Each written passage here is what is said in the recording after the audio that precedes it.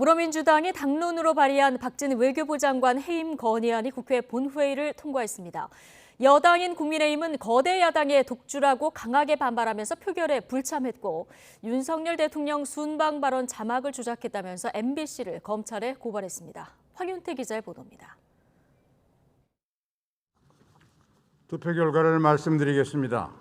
국무위원 외교부 장관 박진 해임 건의안은 총 투표수 170표 중 가 168표, 부 1표, 기권 1표로서 가결되었음을 선포합니다.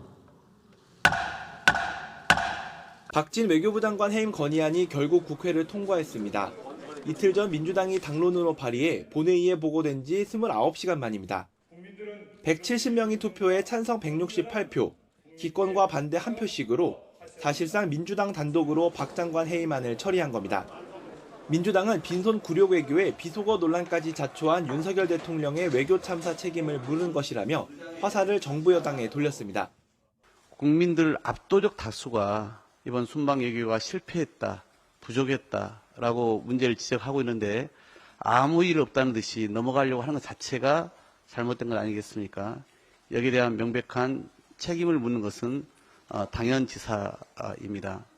국민의힘은 표결에 항의하며 단체로 본회의장을 떠났고 거대 야당이 국정에 발목을 꺾고 있다고 피켓 시위를 하며 거세게 반발했습니다. 당장 해임 건의안을 상정한 김진표 국회의장에 대해 사퇴 권고안을 내겠다며 맞불을 놨습니다. 국민들이 민주당의 169석을 허용한 것이 얼마나 나라에 도움이 되지 않고 위험한지 차차 알아가실 거라고 생각합니다.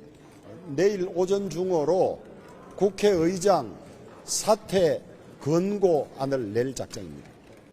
박진 장관은 자신의 해임 건의안이 통과하자 외교는 어떤 경우에도 정쟁의 희생물이 돼선 안 된다며 흔들림 없이 소임에 최선을 다하겠다고 밝혔습니다.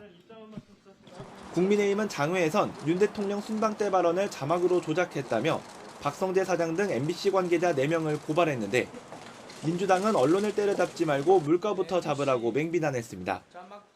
진실을 호도하는 그런 일을 계속 자행하고 있습니다.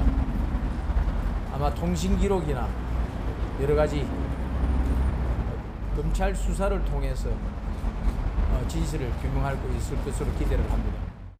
국격이나 동맹보다 대통령의 체면이 더 중요합니까? 고물가, 고금리, 고환율에 무역수지 적자, 주가 폭락, 가계부채 부담 속에서 힘겹게 버티고 있는 국민의 고통을 보시길 바랍니다.